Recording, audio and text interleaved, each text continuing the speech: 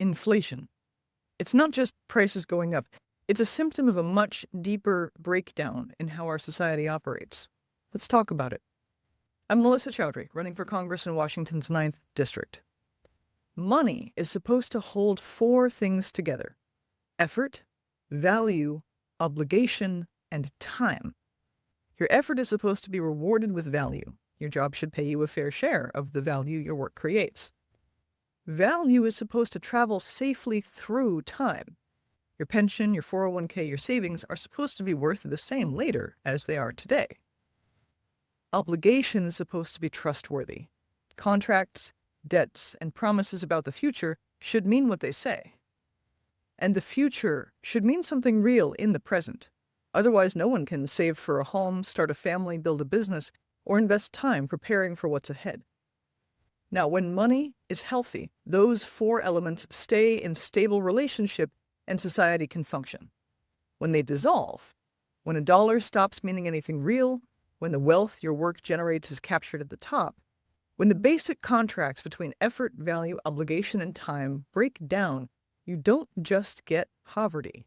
You get a country that can no longer function as a country. So let's go through all four, one at a time, and look at exactly how Congress is breaking this, structurally. In actual decisions, you can look up yourself. Number 1, effort and value. In 1971, a typical house cost about 2.5 years of a family's income. Today it costs nearly 5, and in many places more. That's not because houses got twice as hard to build, it's because the value your work commands, not just the number of dollars on the page, but actually how much those dollars can get you, has been quietly shrinking for 50 years, while the people at the top captured the difference. Here's the simplest proof. The federal minimum wage has been stuck at $7.25 an hour since 2009. 17 years, the longest phrase since the minimum wage was created in 1938. Congress raised it 22 times in the first 70 years. Then it just stopped. Through a recession, a pandemic, and the highest inflation in 40 years. That means your effort is no longer being rewarded with adequate value. It's being rewarded with less and less of it on purpose, year after year, because Congress keeps deciding not to fix it and to let your billionaire bosses capture the value you create. Number 2, value and time. Your pension, 401k, and savings account are not supposed to be abstractions. They are your own labor from years ago, promised to still mean something later in your life. Much of that money, unfortunately, gets routed through Wall Street, which is fundamentally a bad idea. Hedge fund managers invest it or gamble it, and they'll tell you it's tough to tell the difference. For some reason, Congress has allowed them to keep most of their winnings and leave you to take the loss when the bets go bad with your money. Another example, in 2018, Congress rolled back the banking rules that were designed to catch dangerous risk early. 5 years later, Silicon Valley Bank collapsed. And then Congress pulled out public money to clean it up. You see the same pattern in the slow death of pensions and the growing uncertainty over Social Security. Value is no longer traveling safely through time. It was put at risk by people in Congress who were never going to be the ones left holding the bag. Number 3, obligation. Sometimes the broken promises show up first at the kitchen table. Rent climbs, childcare swallows a paycheck. One of you works nights just to keep up. The fighting feels personal, but it was actually engineered upstream by people who will never sit at that table or answer for what happens there. Those people, your representatives, had an obligation to protect and support you and your family. They've failed, you're paying the price.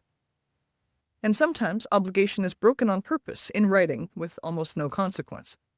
For over a decade, Wells Fargo employees opened more than 3.5 million fake accounts in customers' names, forged signatures, fake emails, fees no one asked for.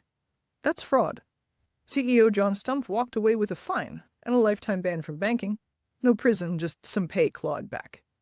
When a Fortune 500 bank can forge signatures for years and the price is a fine an executive can just absorb, obligation stops meaning anything for anyone without a lobbyist. We also know what it looks like when that promise is kept. In 2021, Congress expanded the child tax credit for 1 year. Child poverty fell from 9.7% to 5.2%, the largest one-year drop ever recorded. Then the expansion expired, and Congress didn't renew it. Within months, 3.7 million American children fell back into poverty. Congress literally found a solution, watched it work, and let it lapse. That is what it means for obligation to lose its claim on trust. Keeping their promise to support the American people stopped mattering the moment the cameras moved on. That's not representation. It's structural abandonment.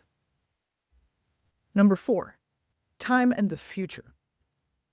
Social Security's main trust fund is now projected to start running shortages in 2032, 6 years from now. Congress has known this shortfall was coming for more than 30 years and has never passed a permanent fix. Not to mention robbing from that account to pay for ruinous wars. If a promise made to you decades ago about your own retirement can just evaporate, then time itself stops being something you can plan around. Young people start delaying families or buying homes because the numbers just don't add up. Workers who did everything right still face the real possibility that the safety net they paid into for a lifetime will be cut by 20% the year they need it most. When the future is this unreliable, people stop investing in it, and a country that cannot plan for its own future is already in decline. This is not 4 separate problems. This is one problem showing up 4 times. Through a Congress that no longer protects the fundamental structure of our money, on which depends the basic relationship between effort, value, obligation, and time. Congress is the governing body we have that is supposed to most directly represent and protect the people. And they've been failing to do their jobs for decades now. And there's a lot at stake. History has a name for what happens when that relationship and fundamental structure of money breaks down completely. It's called hyperinflation, and we've seen it happen in Weimar Germany, Argentina, Zimbabwe, and many others.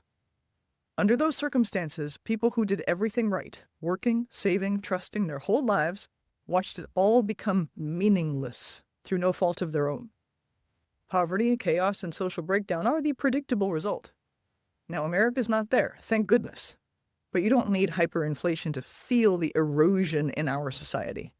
You're feeling it right now, at the grocery store, the gas pump, and the kitchen table. Congress is making us broke. I'm running to fix it.